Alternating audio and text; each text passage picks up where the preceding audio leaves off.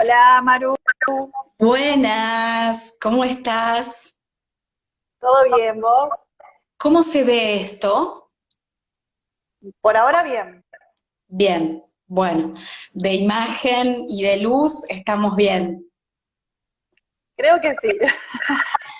Bueno, dije apenas dos palabras para presentarte, pero retomo esa presentación.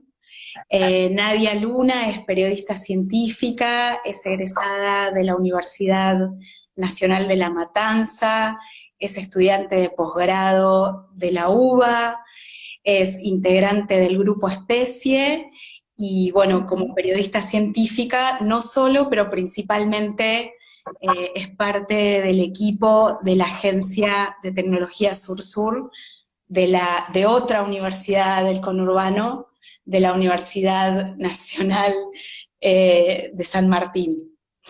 Bueno, y más allá Ajá. de esto, hay una frase que en algún momento dijiste y que yo te voy a pedir prestada, pero que nos lleva a tu propia presentación, que es orgullosa conurbana. Eh, Así entonces, es. entonces, me da pie a que charlemos que un poquito al principio sobre qué es ser periodista científica y orgullosa conurbana. Perfecto, Maru. Bueno, gracias primero por la invitación. La verdad que un honor estar en este ciclo porque, bueno, como vos bien dijiste desde un principio, es la universidad pública la que genera esto y la que está, en definitiva, en contacto estrecho con la sociedad, más en un momento como este, ¿no? Y bueno, ¿qué es? No sé, para mí el orgullo de ser conurbana, de ser periodista científica desde el conurbano, es que, bueno, en primer lugar me formé en una universidad del conurbano. Entonces siento que le debo esto, o sea, mi trabajo es retribuir un poco todo lo que me dio, en primer lugar. En segundo lugar, me parece que yo hablo desde el conurbano porque es lo que conozco, es donde nací, donde me crié, donde sigo viviendo y donde sigo eligiendo vivir. Entonces, me parece que es muy importante cuando uno hace su trabajo no olvidarse de esos orígenes, porque la realidad es que nosotros comunicamos para un público amplio, pero en primer lugar comunicamos para el contexto que nos rodea. Entonces está bueno no perderlo de vista y bueno, me interesa mucho eso, no perderlo de vista, ¿no? Sea de la rama del periodismo que sea, en mi caso me tocó el periodismo científico y bueno, es lo que trato de hacer. Es difícil a veces conectar periodismo científico con territorio, pero me parece que es fundamental y que hay que hacerlo más. Así que, bueno, ese es como mi objetivo, ¿no? Tratar de conectar más esas dos áreas. Y dos palabras sobre el periodismo científico, porque aunque para los que estamos más o menos conectados con el tema de la comunicación en general y de la ciencia, es muy común, pero todavía hay un montón de gente se siente muy alejada de la ciencia y del periodismo científico en particular. A veces, supongo que te lo han preguntado muchas veces, ¿qué es ser periodista científica? Yo creo que eso tiene que ver un poco con lo que cada uno va construyendo. En mi caso, me parece que tiene que ver con los temas que uno comunica, pero también tiene que ver con cómo podemos mejorar cada uno en nuestro lugar eso que hacemos. Yo creo que al periodismo científico le falta salir un poco más de la universidad, le falta salir de la academia, porque, bueno, el nombre mismo medio que lo indica esto de periodismo científico, como que lo asocia mucho al científico, y entonces las fuentes que usamos son científicos, pero nos olvidamos de incluir a las otras fuentes. Después de todo, el desarrollo científico tiene un destinatario que es la sociedad en general, y me parece que el periodismo científico debería salir un poco más, debería incorporar otras voces, pero no puedo decir que lo esté haciendo, o sea, en esa definición de lo que es hoy no lo puedo incorporar porque todavía no sucede eso. Me encantaría decir que el periodismo científico es un periodismo que se preocupa por comunicar lo que sucede dentro de la universidad, dentro de un instituto de investigación, por sacarlo de ahí, pero creo que todavía no está sucediendo, así que por ahora es una forma de comunicar los desarrollos científicos y tecnológicos y todo lo que tenga que ver con esto, y tratar de hacerlo de un conocimiento, tratar de hacerlo de conocimiento público. Me gustaría que fuera más público todavía, pero bueno, todavía no lo es. Eso como introducción, te estamos conociendo un poquito a vos como profesional y a la profesión en general, y esta charla la nombramos Comunicar la Ciencia, un proyecto colectivo. Entonces, vamos al grano con ese punto, o vamos a intentar ir al grano.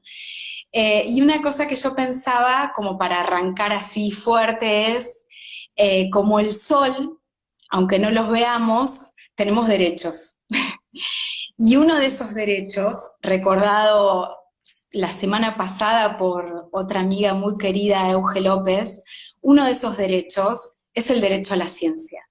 La Declaración Universal de los Derechos Humanos proclama que todas las personas tenemos derecho a participar en el progreso científico y en los beneficios de la ciencia. Por supuesto que lo tenemos que decir que eso está ocurriendo, lo vemos en la forma en la que la ciencia se está deslomando y el Estado apoyando ese esfuerzo titánico para dar respuesta a una crisis inédita como esta, pero la comunicación de la ciencia como campo amplio y el periodismo científico como profesión especializada, también seguramente tenemos mucho para aportar en ese sentido. Entonces, la pregunta que yo tenía ganas de compartir, tal vez no vamos a tener respuestas completas ni cerradas, quizás es abrir una puerta principalmente, pero ¿qué tenemos para hacer más que para pensar entre las universidades, los profesionales como los periodistas científicos, las organizaciones de base, para que ese texto escrito, sellado en la Declaración Universal de los Derechos Humanos, se vuelva más tangible, se vuelva el agua y el jabón en el territorio, y no solo que se vuelva un hecho, sino pensando en la diversidad de nuestros territorios, que es un poco algo que nos gustaría a las dos tratar de pensar más y de abrir puertas en ese sentido. ¿Qué podemos hacer? Sí, es un gran desafío. Me parece que abrir el interrogante ya es como, bueno, decir, es el primer paso, ¿no? ¿Qué podemos hacer? ¿Cómo podemos mejorar esa relación y el aporte que tenemos para hacer? Me parece que todavía, en primer lugar, falta mejorar la relación, o mejor dicho, falta que la relación sea más fluida entre periodistas y científicos y científicas, ¿no? Como que todavía no termina ahí de entenderse que tenemos que trabajar en conjunto. Muchas veces surge esta disputa, para los que no están por ahí tan al tanto, de, bueno, ¿quién tiene que comunicar ciencia? ¿Los científicos tienen que salir a comunicar o los periodistas? Los dos, o sea, yo considero que las dos partes tienen que salir a comunicar, y más en un momento en el que esta información tiene que ser de público conocimiento porque afecta directamente la vida de las personas. Entonces, por un lado, hay que mejorar esa relación para ver cómo podemos trabajar en conjunto y mejorar esto.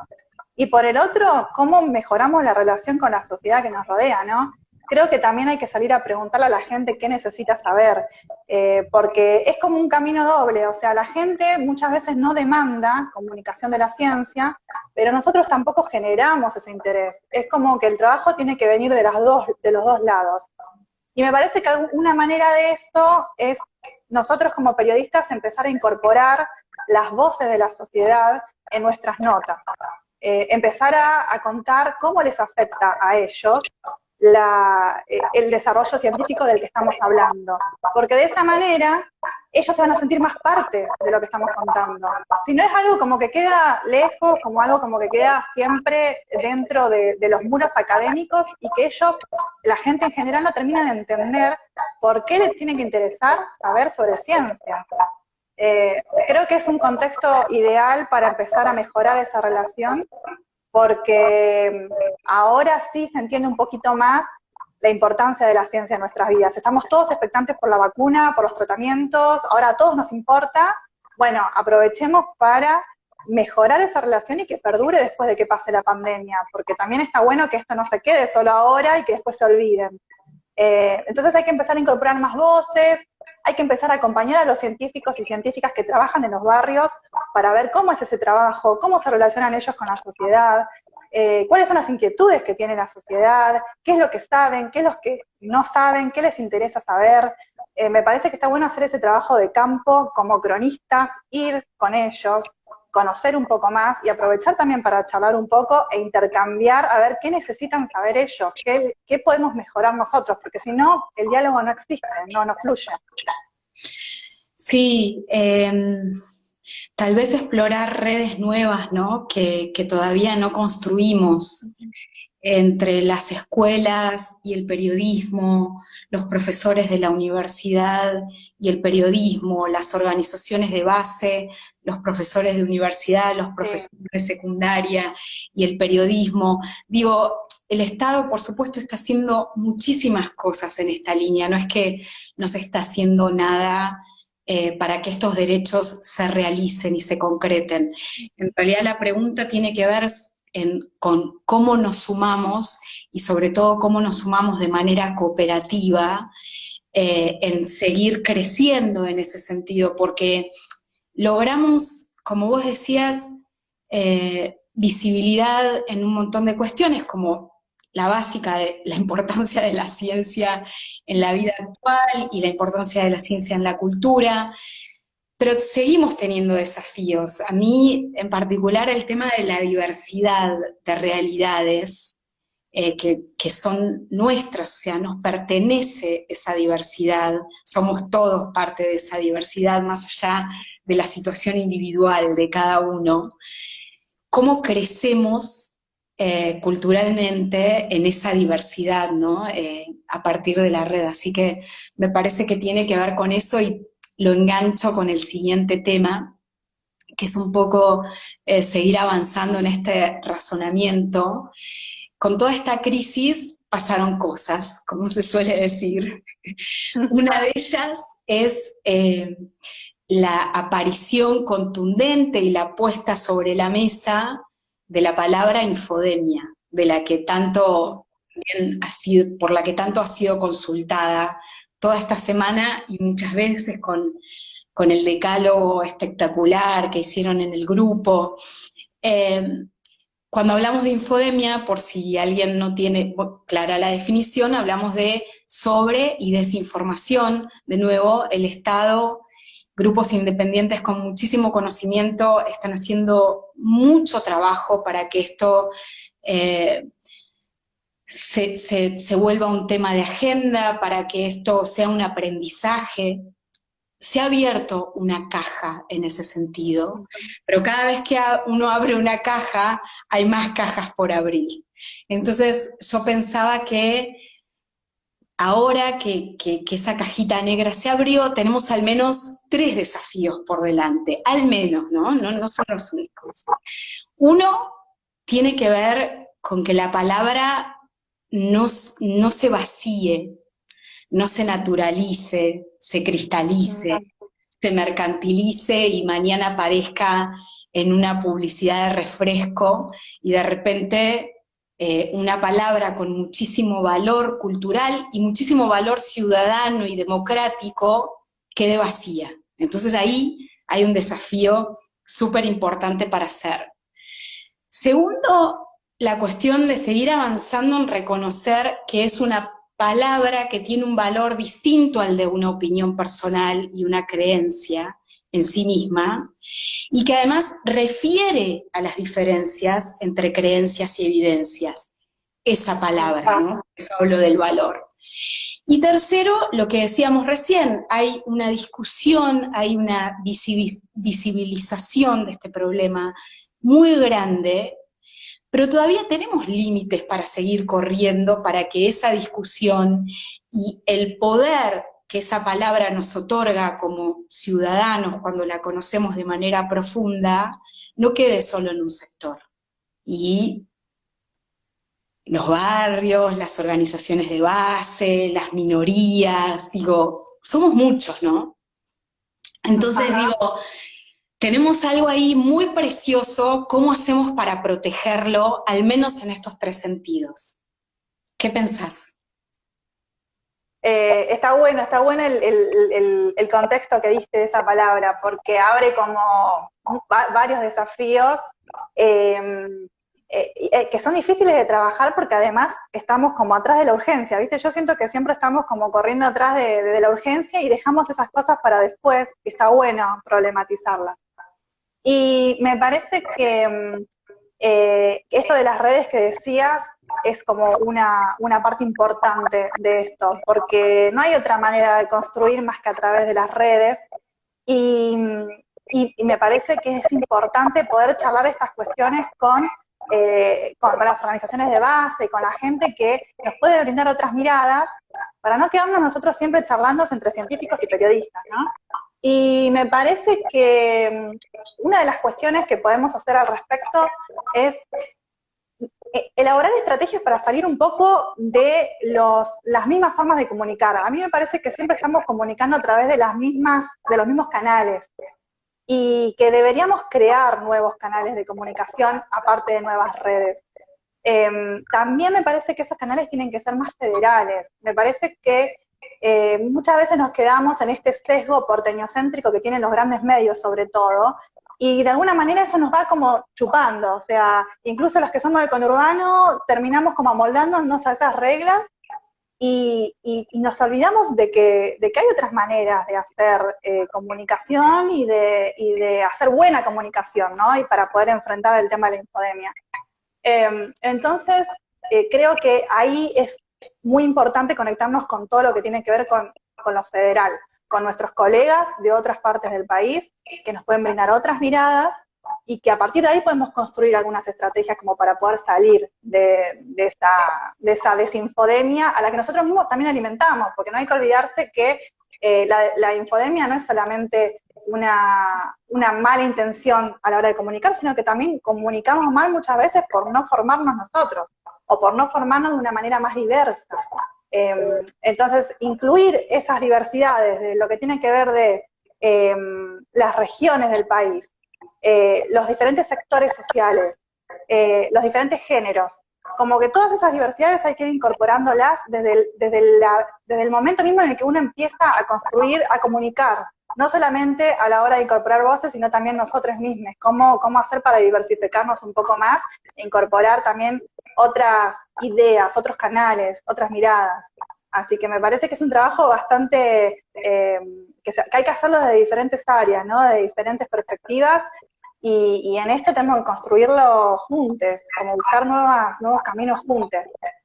Sí, es como la intención de la pregunta tiene que ver con reconocer todo lo que avanzamos, todas esas cajas, ¿no?, que abrimos, y que la verdad es que los avances son gigantes.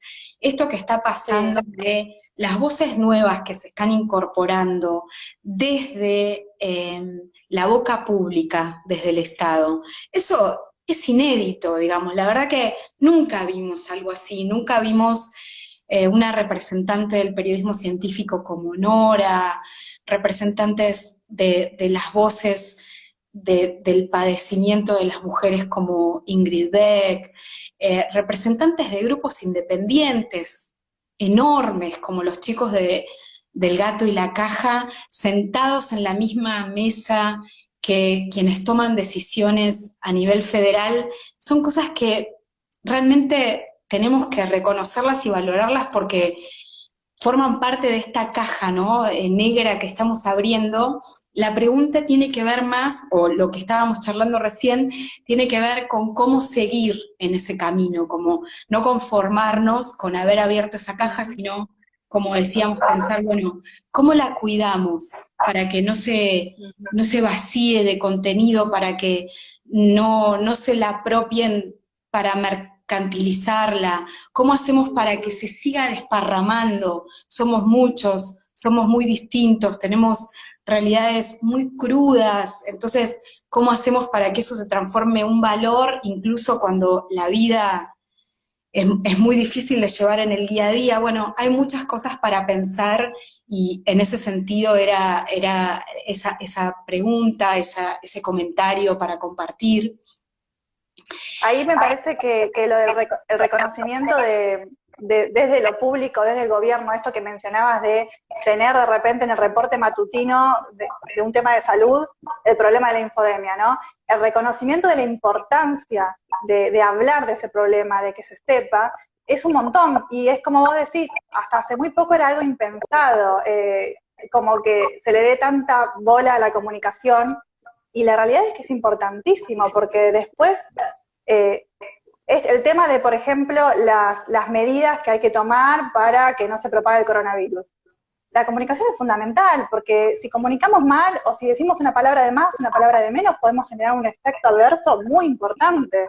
Entonces, está buenísimo que se reconozca el valor de la comunicación y que se reconozca desde lo público. Me parece que una manera de sostener eso es eso, como haciendo red con lo público, desde esto que yo nombraba antes de lo federal, tiene que ver también con que el periodismo científico empezó a encontrar lugares en los institutos de investigación, las universidades públicas, esos lugares que fue perdiendo en los grandes medios, o que nunca encontró directamente. La verdad es que lo encontró en lo público. Entonces, me parece fundamental que podamos seguir aceitando estas redes y que se valore el trabajo que hacemos como periodismo científico. Por eso la red que formamos se llama Especie, es periodismo científico, porque es lo que hacemos, y me parece que ahí encontramos el lugar, en lo público justamente. Y para continuar la conversación y en esta misma línea de las mamushkas que tenemos, ¿no? Porque avanzamos, pero siempre tenemos algo más, algún desafío más. Y hay un tema que tiene que ver con que como decíamos recién, se está haciendo muchísimo trabajo desde muchos sectores para comunicar más y mejor.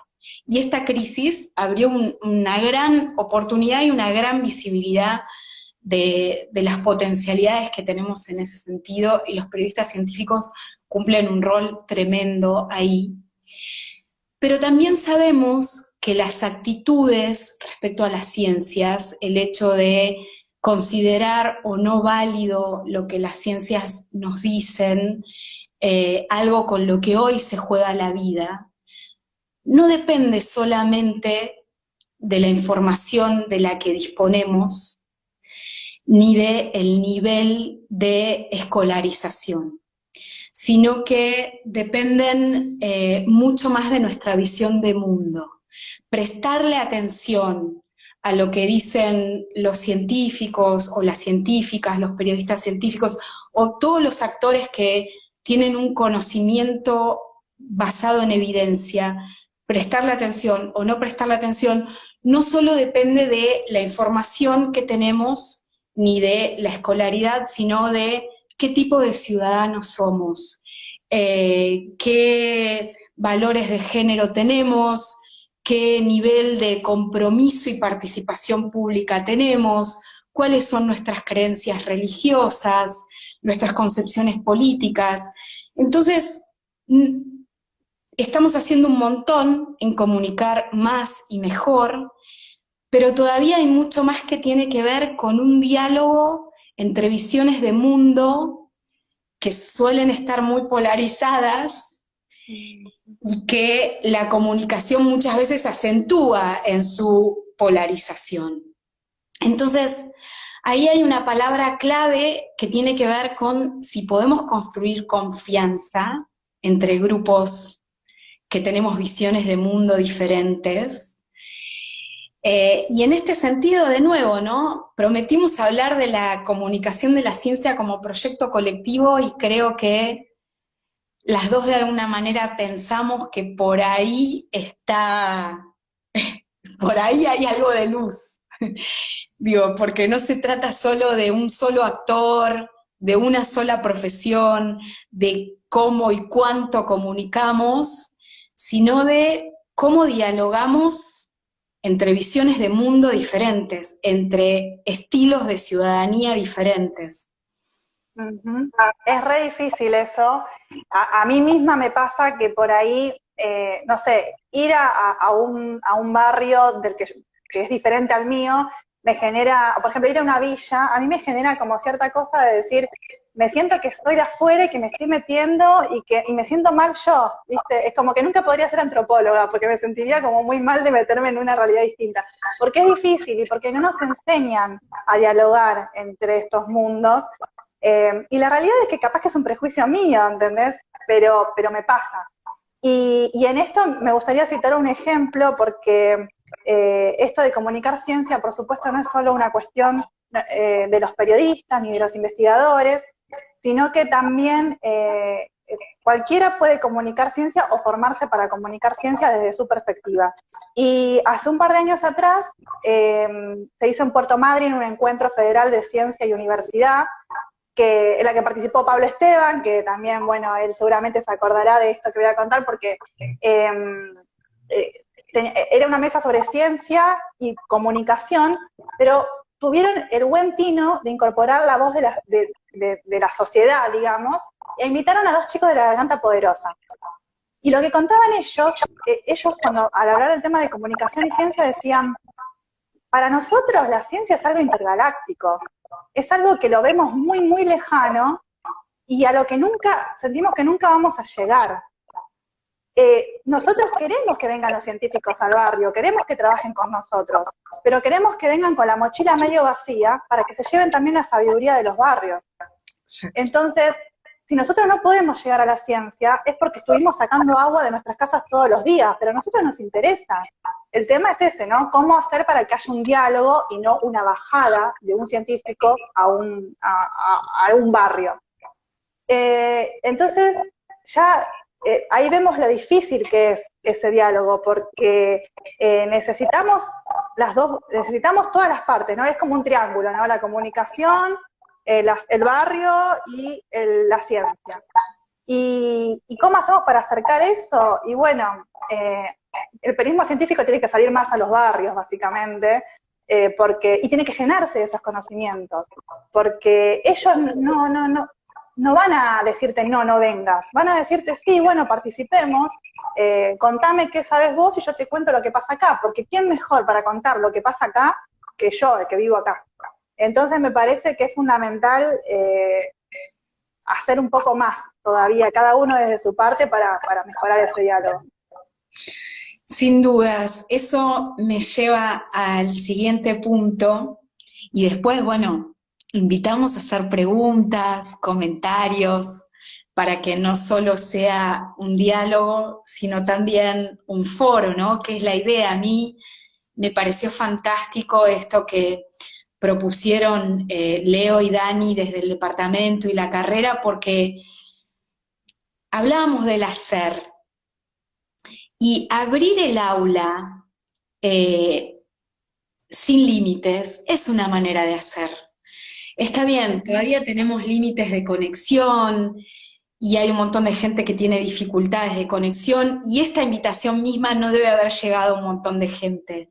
Pero digo, lo rescato porque es un camino a continuar. Abrir las aulas de una manera ilimitada me parece que es una manera de hacer, bueno, como nos tiene acostumbrados la universidad, ¿no? A hacer permanentemente estos días, no quedan dudas. Pero me lleva al siguiente punto que es, ¿cómo hacemos para buscar nuevos equilibrios entre semilleros y egos, ¿no? Yo creo que tenemos mucho más para sembrar, porque Sabemos que la palabra es poder, lo estamos viendo con las nuevas palabras que estamos utilizando y que realmente las estamos utilizando como herramientas ciudadanas. Este mismo ciclo es una demostración del poder de la palabra para poder dialogar, pensar, debatir, polemizar con un montón de cuestiones de la realidad que nos están pasando. El otro día hablábamos justamente del poder performático de la palabra. Las palabras hacen, no solo dicen.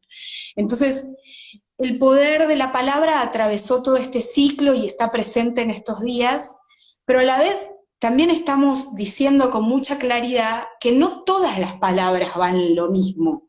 Y hoy lo vemos más que nunca, porque la gente, muchísima gente, se está desviviendo por demostrar que las palabras que se corresponden con una opinión personal son distintas a las palabras que se corresponden con una evidencia científica y bueno, y todo lo que eso tiene que ver, que a mí me parece que tenemos un largo camino por recorrer, pasar el muro de solo decir que ¿qué es una evidencia? Ahí tenemos toda una discusión, ¿no?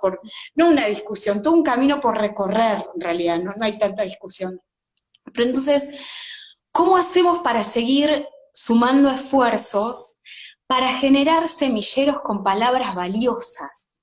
Digo, la universidad y el periodismo son lugares donde podemos crecer mucho, ahí tenemos mucha palabra valiosa todavía por sembrar, y ahí te cuento una cosa que tiene mucho que ver con tu profesión. Los estudiantes muchas veces, cuando se animan en realidad, me dicen, me cuesta escribir. Y eso es re importante, es un dato tremendo. Hay muchísimo trabajo que tenemos para hacer ahí, porque ahí hay poder ciudadano. Si nosotros podemos decir, nosotros podemos escribir, pero palabras con valor que puedan discriminar la opinión de la evidencia, como un ejemplo, no es la única forma de darle valor a las palabras. Si podemos sembrar en esa línea, bueno, tiene que ver con lo que vos decías también, ¿no? Con que las voces se multipliquen de una manera diferente, en el marco de un cambio cultural. ¿Qué te parece esto? Ujú. Sí, bueno, creo que ahí puede, o sea, desde las universidades del conurbano creo que pueden decir mucho sobre eso, porque lo están demostrando, y, y lo están demostrando desde diferentes puntos, ¿no? Vos mencionabas el trabajo que están haciendo ahora con la pandemia, pero la realidad es que desde los distintos sectores de las universidades se viene trabajando en esto.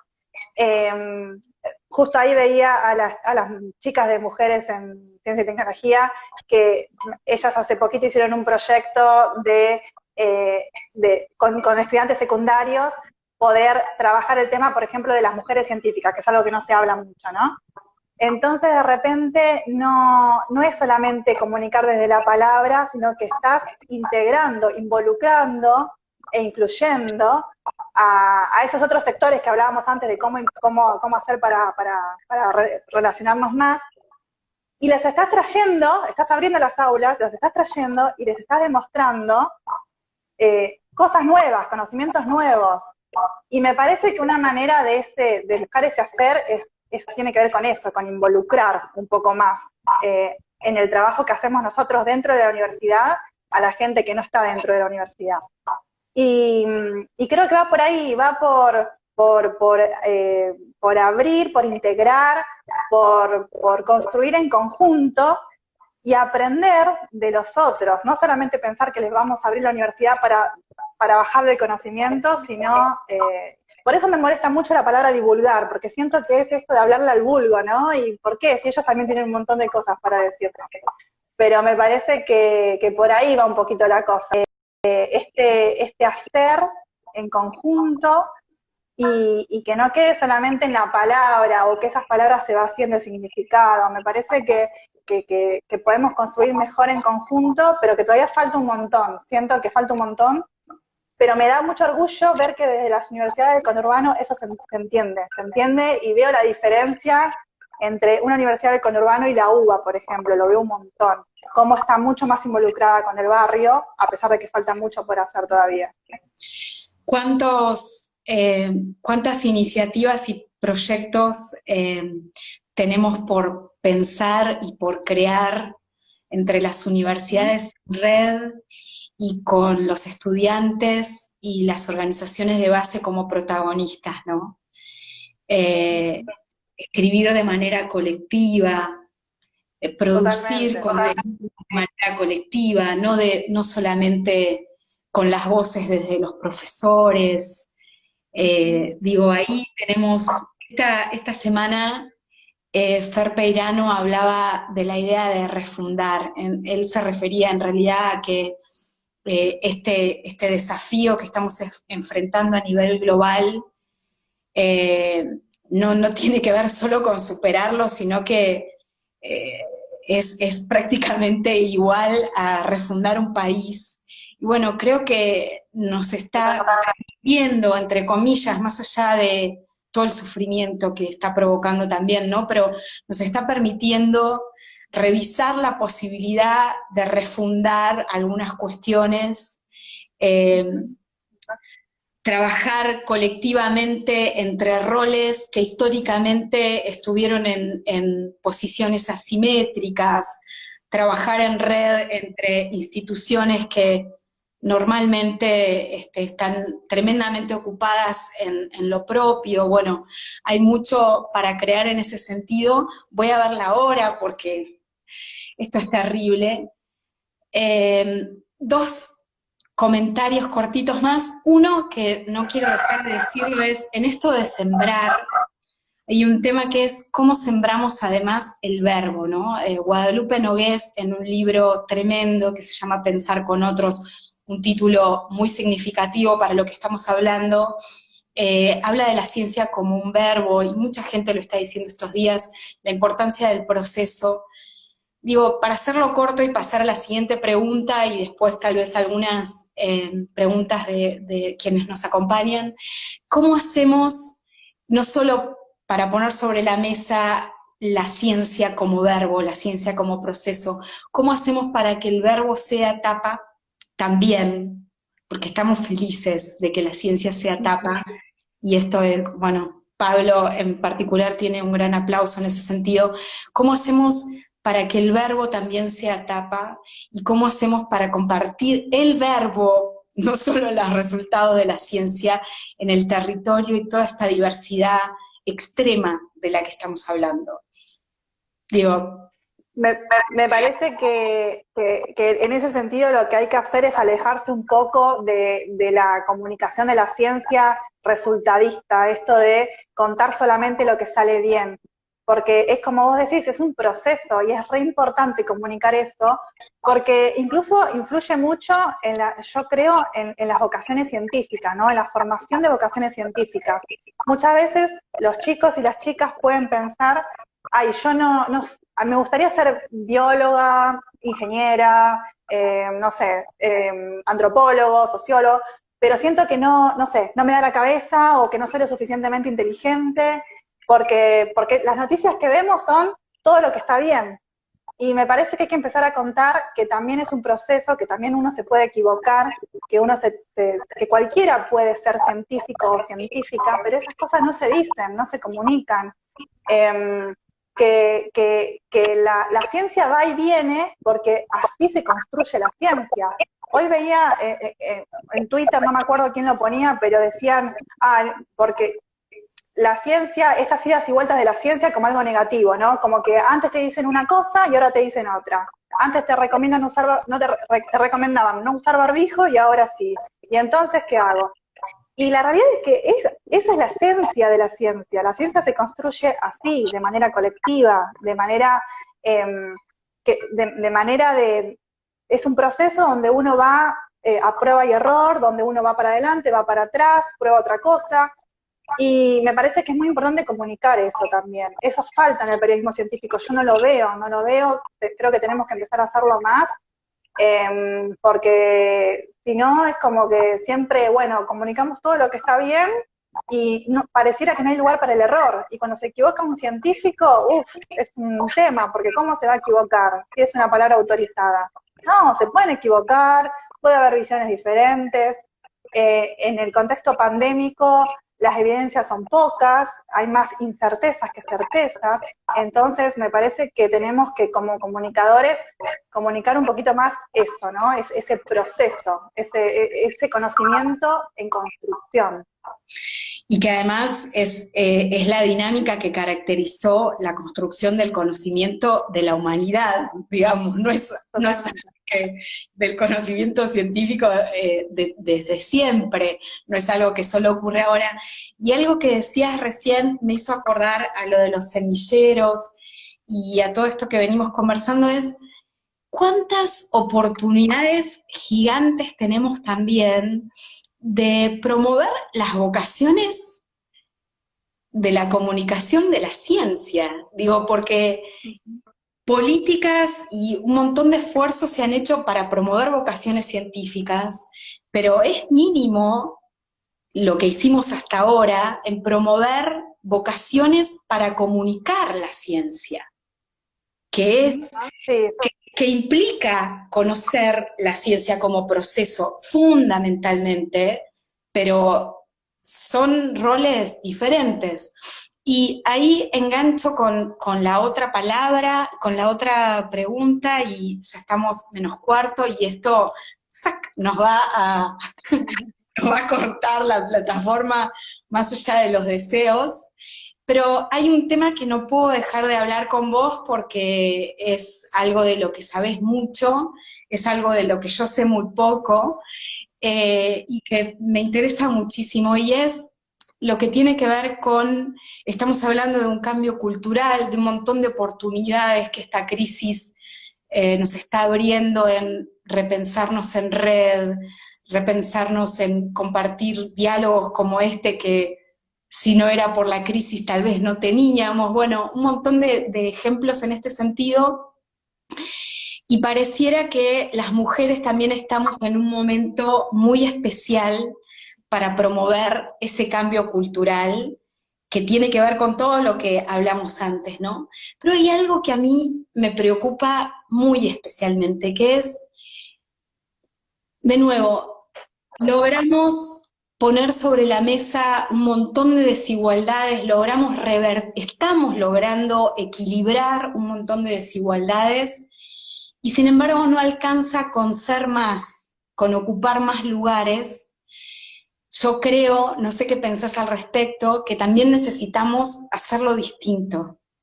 O sea, lo que viene necesitamos hacerlo de otra manera, no replicar prácticas abusivas, prácticas voraces, prácticas donde predomina el ejercicio del poder individual por sobre el bien colectivo. Digo, estamos logrando muchas cosas y también creo que necesitamos pensar en cómo lo hacemos distinto, cómo refundamos este cambio cultural de una manera diferente que las mujeres. Totalmente. Sí, esto a mí lo que me viene a la cabeza es esto, viste, que se escucha mucho de, bueno, volver a la normalidad, ¿cuándo vamos a volver a la normalidad? Y la realidad es que la normalidad que teníamos es la que nos trajo a donde estamos hoy. No es que el coronavirus se creó en un laboratorio, o sea, todo lo que venimos haciendo y lo que venimos advirtiendo fue lo que nos trajo a lo que tenemos hoy. Entonces me parece que lo que hay que pensar es cómo construir una nueva normalidad que sea más inclusiva, que sea para las mayorías, que escuche a las mayorías, para que de esa manera se pueda construir otra cosa. Y en ese sentido me parece que lo que hay que ver también es otras formas de medir el progreso.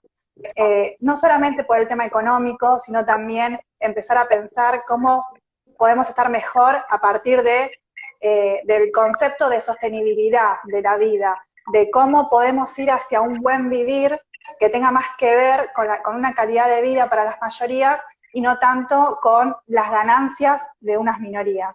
Entonces me parece que el desafío está en empezar a ver qué queremos construir, hacia dónde queremos ir. Y desde el lado de las mujeres, por ejemplo, bueno, venimos poniendo en evidencia un montón de cosas, pero me parece que hay que reforzarlo y que ahora se está viendo un montón el tema de, ¿hace cuánto venimos diciendo que la distribución de las tareas de cuidado es desigual y que recae más en las mujeres y en la población LGTBI? Hace un montón. Y sin embargo, algunos cambios se logran, otros todavía no. Las políticas públicas son escasas todavía en este sentido, si bien algunas cosas sí se han hecho. Me parece que esas son algunas de las cosas que hay que revisar, porque si no, la desigualdad sigue estando y ahora la vemos como más profundizada todavía. Desigualdad de género, de lo que tiene que ver con el poder adquisitivo, con un montón de cosas. Pero me parece que es el momento, como decías antes, de refundar un montón de aspectos, un montón de áreas, y para eso tenemos que construirlo colectivamente, no hay manera de que se haga de manera individual o en un sector de la población. Es el momento, tenemos que aprovecharlo desde la comunicación, desde la política, desde la universidad, la ciencia, cada uno desde su lugar tiene que aprovechar para poder pensar qué se puede hacer de distinto para que sea más diverso, para que la desigualdad sea un poquitito menor, porque seguro que no se va a acabar mañana la desigualdad, pero seguro que se puede hacer algo para no volver a donde estábamos antes, que fue lo que nos trajo hasta acá, sino para ir hacia un lugar mejor y más equitativo. De nuevo me surge otra palabra poderosa que mencionábamos recién, que es la cuestión de la confianza, ¿no es cierto? La confianza para hablar y poder distinguir juntos, como decíamos antes, la creencia de la evidencia, la confianza para hacer las cosas de manera distinta. Me gusta mucho una frase que escuché por acá, por mi tierra actual, del otro lado del río, que es la de al lado no es competencia, es compañera. ¿Cómo hacemos para creer en eso, no? ¿Cómo nos relacionamos distinto a partir de la confianza para construir y para no perpetuar prácticas que nos hicieron daño hasta ahora? Porque a mí me preocupa mucho eso de las mujeres ganando lugares y el riesgo de desperdiciarlos replicando prácticas que no construyen, que destruyen. Me parece que ahí tenemos mucho para blanquear también, ¿no es cierto? Sí, la verdad que hay una tarea inmensa de los feminismos, de los movimientos de mujeres y diversidades, porque sí, estamos todos tenemos muy naturalizadas algunas prácticas, y no nos damos cuenta muchas veces, las hacemos. Esto de la competencia es un ejemplo clave porque está súper naturalizado, y en el sistema científico más, porque es un sistema muy meritocrático, donde uno tiene que avanzar, y para avanzar te tienen que elegir y puntuar mejor que al otro que tengo al lado. Entonces, ¿cómo construir en conjunto si en realidad yo también quiero crecer en mi carrera? Es un gran desafío, es algo con lo que seguramente seguiremos trabajando durante mucho tiempo, y que está presente de manera transversal en todas las áreas. Lamentablemente las prácticas violentas se siguen viendo un montón, y las repetimos muchas veces nosotros, y está bueno cuando el de al lado te lo dice, de forma privada, obviamente, como para decir, che, fíjate que estás con el afán de ocupar tal puesto, estás haciendo lo mismo que... Y eso está bueno remarcarlo de forma privada. Obviamente no discutirlo en forma pública, porque esto pasa mucho, ¿no? Que uno dice, si yo discuto en forma pública, estoy generando divisiones y eso no nos beneficia. Bueno, construyamos de forma pública, critiquémonos de forma privada y tratemos de seguir desde ahí un poquito, ¿no? Para, nada, va a costar un montón, pero bueno, eso, cada uno creo que puede aportar desde su red, desde su lugar, y ver qué pasito más puede dar para mejorar eso.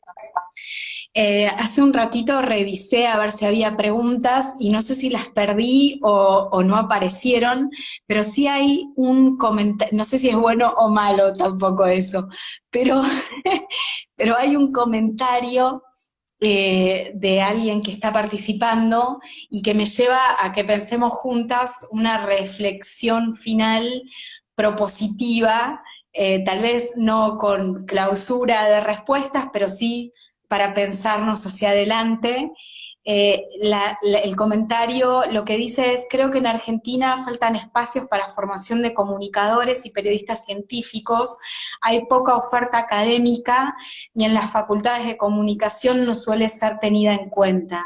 Es un gran tema porque además la oferta de formación creció a nivel de posgrado, pero no creció a nivel de grado, todavía hay mucho temor, mucha resistencia, sigue siendo la ciencia para algunos, el periodismo científico para algunos. Está poco también visibilizado que la comunicación de la ciencia, esto es algo que me interesa decirlo también porque tal vez hay algunos estudiantes que lo están viendo ahora o que lo vean después. Yo siempre remarco mucho que la comunicación de la ciencia es un campo muy amplio y me interesa remarcarlo por la salida laboral, digamos. Los estudiantes necesitan, y las estudiantes, ir a la universidad y pensar concretamente en la salida laboral. Entonces, tenemos también una responsabilidad ahí en mostrar que la comunicación de la ciencia es un campo cultural enorme, donde hay muchos trabajos para conseguir y desarrollar, e incluso inventar dentro de ese campo.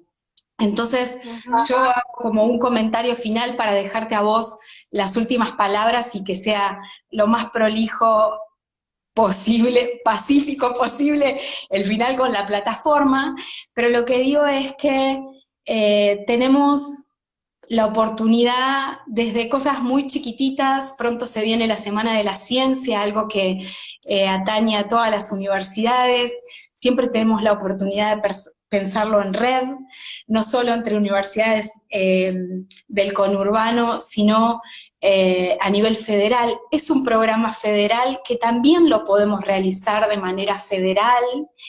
Y como la Semana de la Ciencia hay muchas acciones, podemos pensar espacios de formación a nivel red entre universidades y periodistas para escuelas secundarias que le abran, privadas que le abran la posibilidad a escuelas públicas.